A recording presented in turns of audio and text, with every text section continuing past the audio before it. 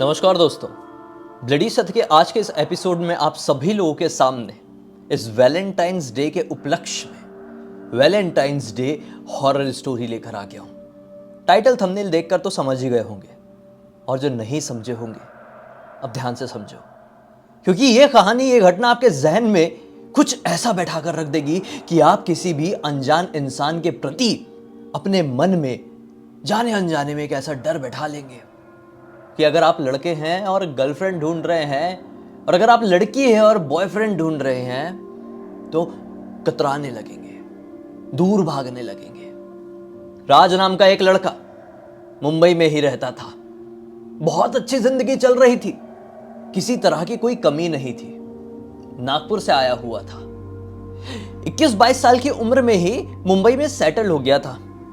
नागपुर से इंजीनियरिंग की पढ़ाई जो किया था, यहां पर आके कुछ समय तक इंटरव्यू दिया था और एक अच्छी कंपनी में नौकरी मिल गई थी। जब उसने नौकरी पाया तो क्या हुआ कि उसकी जो संगति उसको मिली ना, वो अल्ट्रा मॉडर्न और अल्ट्रा सिटी के लोग थे। मतलब मेरे कहने का मतलब ये कोई वर्ड नहीं है, कहने का मतलब ये है कि वो लोग एकदम अर्बन, शहरी, लेकिन ये थोड़ा सा अपना, जैसे नागपुर एक नॉर्मल शहर है तो बहुत बड़ा शहर, लेकिन वहां के लोग बहुत सिंपल तरीके से रहते हैं। ये बात आप लोग जानते होंगे अगर आप लोग नागपुर गए हैं या फिर वहां से बिलोंग करते हैं तो ये भी वैसे सिंपल तरह का था। इसने देखा कि इतनी बड़ी कंपनी में इतने हाई फाई लोग आए हुए हैं, तो उनके बीच में कल्चर भी वैसा ही है। लड़के लड़की एक दूसरे के प्रति बहुत ज्यादा फ्रैंक है, रात बेरात नाइट क्लब में चले जाते हैं। ऐसे ही दोनों की, लड़का लड़कियों की हुकअप वाली रिलेशनशिप, सिचुएशनशिप चलती है। उसने बोला अच्छा है। उसका भी कभी कभी मन करता था कि मैं भी कोई गर्लफ्रेंड बना लूं, मैं भी किसी से दोस्ती यारी कर लूं, लेकिन इसके नेचर को देख के कोई लड़की इससे पट नहीं पाती थी। आसान शब्दों में कहो तो अब इसे मुंबई में रहते हुए लगभग 4 साल हो चुके थे, और एक लड़की ने भी इसे प्रॉपर वो वाला दाना नहीं डाली थी कि तू मेरा बॉयफ्रेंड बन जा। अब जो वैलेंटाइंस डे आया सन 2023 वाला, तो इसके मन में बहुत खलबली जागी कि यार अब तो हद हो गई है।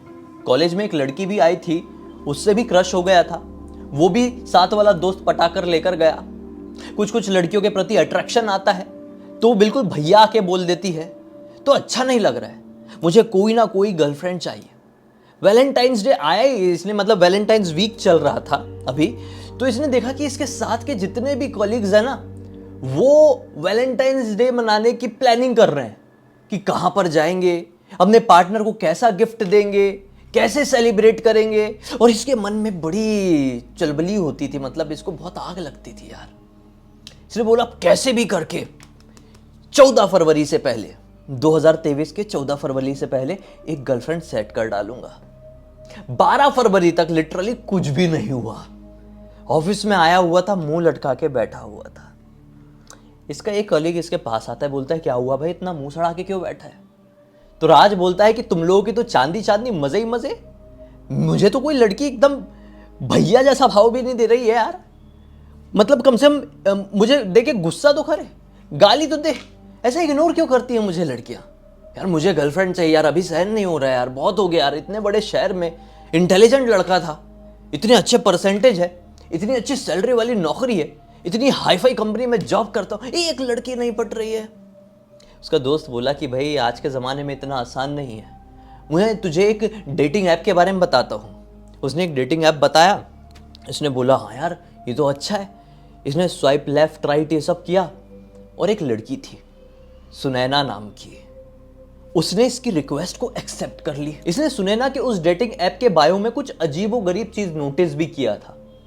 उसमें लिखा हुआ था कि प्यार अमर होता है, मरने के बाद भी जिंदा रहता है। इसको बड़ा अजीब लगा। इसको ऐसा लगा कि ये लड़की कहीं चिपकू टाइप की तो नहीं है। फिर मन में सोचा चिपकू होगी भी तो भी चलेगा, सुंदर तो बहुत है यार, इतनी सुंदर लड़की से मैं आज तक मिला नहीं हूं, उसने मेरी रिक्वेस्ट एक्सेप्ट कर ली है। इन लोगों ने, ये दोनों नहीं, मतलब वो जो डेटिंग ऐप ही होती है उसी में थोड़ा चैट किए और फिर एक दूसरे का नंबर शेयर कर लिया। नंबर शेयर करते समय लड़की ने बोली थी कि तुम मुझे इस नंबर में कतई कॉल नहीं करोगे, जिस दिन कॉल कर लिए उस दिन ब्लॉक कर लूंगी, फिर तुमसे कभी नहीं मिलूंगी, हमेशा हमेशा के लिए गायब हो जाऊंगी, फिर सोच लेना। इसने बोला ठीक है भाई, कॉल नहीं करूंगा, तुम ही कॉल करना आगे से। उसने बोली ओके। नंबर भेज दी भाई। दोनों के नंबर एक्सचेंज हो गए। अब ये लोग व्हाट्सएप में चैटिंग कर रहे हैं। ठीक 14 फरवरी की रात में लगभग 9 बजे के आसपास इन लोगों ने मुंबई के गोरेगांव में स्थित एक अच्छे डिसेंट से होटल में मिलने की प्लानिंग की है। होटल मतलब रेस्टोरेंट, खाने वाने के लिए कुछ और समझ रहे थे क्या? तो बढ़िया से ये लोग मिले। अब जैसे ही ये लोग उस रेस्टोरेंट के अंदर एंटर करते हैं ना, तो ये क्या पाता है कि रेस्टोरेंट में काम करने वाले जितने भी लोग हैं इसे बड़े विचित्र नजरों से देख रहे हैं। सारे वेटर्स, मैनेजर्स, साफ सफाई करने वाले लड़के इन दोनों की तरफ बहुत अजीब नजरों से देख रहे थे। तो ये अपनी उस फ्रेंड से या फिर गर्लफ्रेंड का उससे कहता है, सुना ना, तुम ज़्यादा माइंड मत करो, इन लोगों ने तुम्हारे जैसी सुंदर लड़की कभी ऐसे देखे नहीं होंगे। ये लोग देख के सोच रहे होंगे तुमको कि तुम कोई सेलिब्रिटी हो, कोई एक्ट्रेस हो, इसलिए ऐसा घूर रहे हैं। तुम इतनी सुंदर जो हो ना।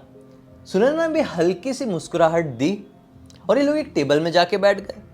एक वेटर मेन्यू कार्ड लेकर आया। सर आपको क्या चाहिए? इसने बोला एक ये दे दो, एक वो दे दो। फिर वेटर ने बड़ी बड़ी बड़ी आंखें करके इसको देखा और बोला, सर ये दोनों आप खाएंगे? बोले दोनों मैं क्यों खाऊंगा यार, एक मैं खाऊंगा और एक ये मेरी गर्लफ्रेंड खाएगी। वेटर भी बोलता है, ओह अच्छा सॉरी सर, मैं समझ नहीं पाया था, मैं अभी गया और अभी आया। वो चले गया, ऑर्डर लेकर आया। इन लोगों ने बढ़िया से ऑर्डर, जो भी खाना था, डिनर था, मस्त से खाए हैं और जाते जाते भी नोटिस किए हैं कि सभी लोग इनके तरफ बहुत अजीब निगाहों से देख रहे हैं। इनको अब इंसान जैसा नहीं बल्कि एलियन जैसा यहां पर फील होने लगा था। तो ये अपनी उस फ्रेंड से, मतलब अपनी गर्लफ्रेंड सुनैना से कहता है कि यार जब से हम बाहर निकले हुए हैं आज की डेट में, आज 14 फरवरी की डेट में, हो नहीं पा रहा है। सब लोग देख के ना हमें बड़े अजीब अजीब एक्सप्रेशन दे रहे हैं। मेरा मूड बिना मतलब के खराब हो रहा है। तो एक काम करते हैं ना, चलो मेरे घर चलते हैं, कोई नहीं है वहाँ पर, थोड़ा टाइम अकेले में स्पेंड करेंगे। और तुमको किस तरह की मूवी देखना पसंद है? मूवी भी इंजॉय करेंगे। हाँ? तो बोलती है, नहीं नहीं नहीं नहीं, मैं इतनी आसानी से तुम्हारे ऊपर ट्रस्ट नहीं कर सकती। पता चला तुम मुझे अपने घर पर लेकर गए और मुझे मार वार दिए तो फिर? मैं अपने घर वालों की इकलौती लड़की हूँ, ऐसा रिस्क मुझे नहीं लेना है।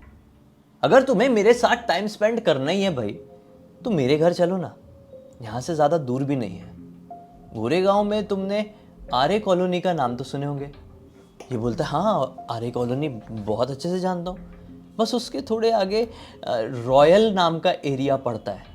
बोला, हाँ रॉयल नाम के एरिया को भी बहुत अच्छे से जानता हूँ। बोली, बस वहीं पर है मेरा घर। इसने बोला, ठीक है यार, यहाँ से ज़्यादा दूर भी नहीं है, चलो कैब बुक करते हैं और पहुँचते हैं। ये लोगों ने कैब बुक की, कैब में सवार हुए। फिर इसने कैब में भी बैठे बैठे नोटिस किया कि कैब वाला अपनी ड्राइविंग को छोड़कर वो जो मिरर होता है ना, रियर व्यू मिरर, उसको सेट कर करके बार बार इन लोगों की तरफ देख रहा है। ड्राइवर ये दोनों को इतना घूर रहा था, इतना घूर रहा था कि इसका मन था थोड़ा सा कि सुनैना के पास जाकर थोड़ा सा उसका हाथ थाम कर बैठे। लेकिन ड्राइवर की नजर तो रियर व्यू मिरर से इन दोनों की तरफ से हट ही नहीं रही थी। दिमाग खराब, पता नहीं यार, इतनी सुंदर गर्लफ्रेंड होना भी एक बड़ी मुसीबत वाली बात है। इसने मन में ये चीज सोचा और बातचीत करते करते करते करते ये लोग फाइनली आर्य कॉलोनी के आगे जाके रॉयल नाम के एरिया में पहुंच ही गए। रॉयल एरिया में ये पहुंचा तो इसने देखा, अरे ये एरिया पहले जितना एडवांस हुआ करता था उतना अब दिख नहीं रहा है। पहले यहाँ की बिल्डिंगें कितनी हाई फाई चमकदार हुआ करती थी, लेकिन अब तो देखकर ऐसा लग रहा है एकदम सुनसान वीरान। क्या हो गया इस जगह को? ये सोच ही रहा था कि पीछे से वो आई, इसके हाथ में हाथ डाली और बोली कि चलो ना, घर नहीं जाना है? क्यों अब इंतज़ार करवा रहे हो? अभी तो तुम्हें बहुत जल्दी थी, अब बिल्डिंग के सामने खड़े होकर टाइम पास कर रहे हो। इसके मन में भी और थोड़े से चूहे कूदे। इसने बोला, चलो चलो चलो। उसका हाथ अच्छे से थामा, जो इतनी देर से नहीं थाम पा रहा था, और उस बंजर सी 10 फ्लोर की बिल्डिंग की तरफ बढ़ चला।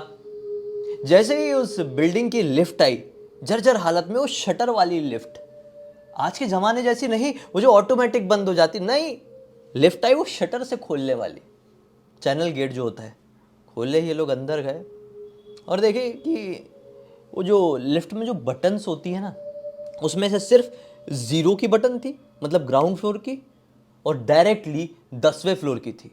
बाकी की जितनी भी बटन थी, 1 2 3 4 5 6 7 8 9, ये सारे के सारे फ्लोर्स की बटन टूटी हुई थी। मतलब उनको दबा पाना संभव था ही नहीं। तो बड़ी हैरानी से पूछता है कि ये बड़ी अनोखी लिफ्ट है यार। अब देखो, किसी को 0 जाना हो तो वो 0 आ सकता है, किसी को 10 में जाना हो तो 10 में भी आ सकता है, लेकिन किसी को 7 8 में किसी और फ्लोर में जाना होगा तो ये पे बटन कैसे दबाएगा कोई। तो सुनैना कहती है कि नहीं, इस पूरी बिल्डिंग में सिर्फ हम लोग ही रहते हैं, बाकी सारे घर खाली हो चुके हैं। हम लोग भी सोच रहे थे कि अब कुछ समय में खाली कर देंगे, क्योंकि अब ये घर घर जैसा नहीं लगता, बल्कि किसी शमशान घाट की तरह लगता है। ये बात इसने सुना तो इसको धक से हो गया, बोला क्या बात कर रही हो, शमशान घाट की तरह लगता है, मतलब इस पूरी बिल्डिंग में कोई भी नहीं रहता है। ये बोलती हाँ, कोई नहीं रहता है। लोग कहते हैं कि हमारा जो फ्लोर है 10वां फ्लोर, वो भूतिया है, वहां पे आत्माएं भटकती है, लेकिन मेरे तो ऐसा कुछ समझ में नहीं आया कभी। अब तुम जा रहे हो तो जैसे ही ये लिफ्ट का दरवाजा 10वें फ्लोर में खुलेगा, मतलब हमारे वाले फ्लोर में, तो तुम ही वहां पे फील करके बताना कि तुमको क्या लग रहा है। क्या वहां पे आत्माएं भटकती होगी, या फिर वो भी एक नॉर्मल फ्लोर, नॉर्मल ही जगह है। इसने बोला ठीक है। अब ये लिफ्ट 10वें फ्लोर में इतने में बात करते करते पहुंच गई। शटर जैसी खोले और बाहर निकले हैं, तो क्या देखते हैं बाहर निकल के कि लिफ्ट के जस्ट सामने वाली दीवार में कम से कम 500 छिपकलियां ऐसी लगी हुई है। छिपकलियां, इतनी सारी छिपकलियां। आप लोगों ने हाल फिलहाल में वायरल हुए एक रील को देखे होंगे, जिसमें दीवार में बहुत सारी छिपकली दिखती है। सेम टू सेम वही नजारा था। इसको तो देखकर ऐसा लगा साला यही का वीडियो होता है क्या वो। बहुत सारी छिपकलियां थी भाई दीवार में, मैं गिनती नहीं बता सकता, और ना ही वो कभी बता पाया, राज कभी बता पाया। ढेर सारी छिपकलियां लगी हुई है। तो ये देखकर डर गया। इसको जिंदगी में एक ही चीज से डर लगता था, जिस चीज से मुझे डर लगता है, और वो है छिपकली। छिपकली के अलावा मैं किसी से नहीं डरता हूं। तो ये भी वैसे ही डरा और एकदम डर के ऐसा पीछे हटा और इसका हाथ पकड़ लिया। सुनैना का इसने डर के मारे हाथ पकड़ लिया पीछे हटके, एक कदम पीछे हटके। लेकिन ये क्या, जैसे ही अब इसने इसका हाथ पकड़ा तो सुनैना का हाथ बर्फ की तरह ठंडा था। ऐसा लगे इसको कि मैंने किसी बर्फ की सिल्ली में हाथ दे दिया हूं, इतना ठंडा।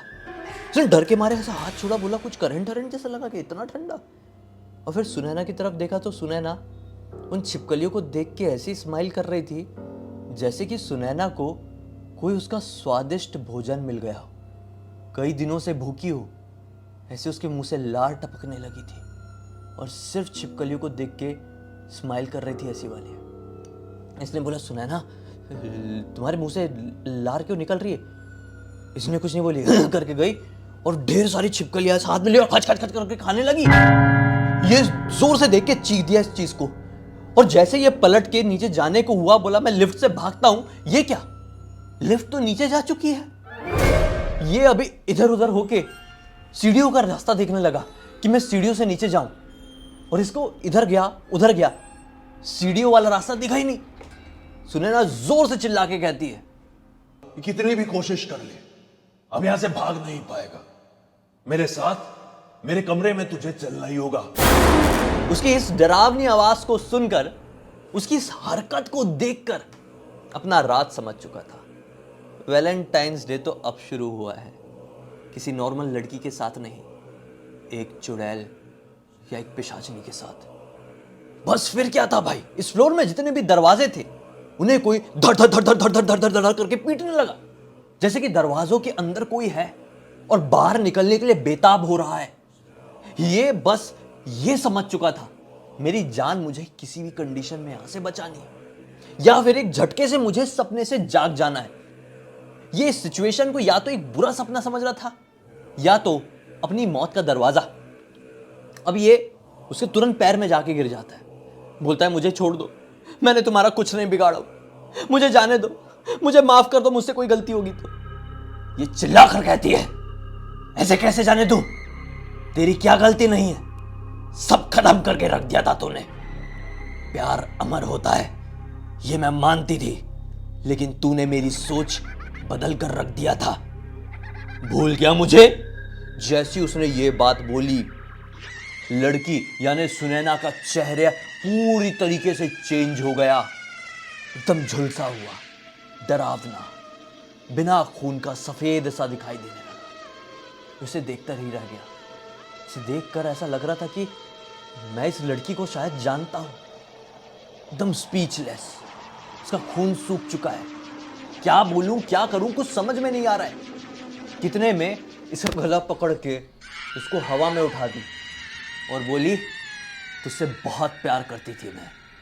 अभी से ठीक 10 साल पहले तू मुझसे मिला था, अपने प्यार का इजहार करी थी मैंने तुझसे, लेकिन क्या तुझे तेरी पढ़ाई से सिर्फ मतलब था। मैंने बोली कि साथ में मिलकर पढ़ेंगे, लेकिन तूने मेरी बेइज्जती पूरे स्कूल के सामने किया था।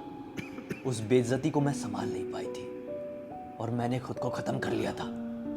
दुनिया वाले सोचते रहे कि मैं और मेरे परिवार वाले उस जगह को छोड़कर जा चुके हैं, नागपुर छोड़कर जा चुके हैं, लेकिन सच तो ये था, मेरे जाने के बाद मेरे माँ बाप भी संभल नहीं पाए और उनकी भी कुछ ही समय में जान चली गई। तेरे कारण मेरा पूरा परिवार खत्म हो गया, अब तुझे भी नहीं छोड़ूंगी।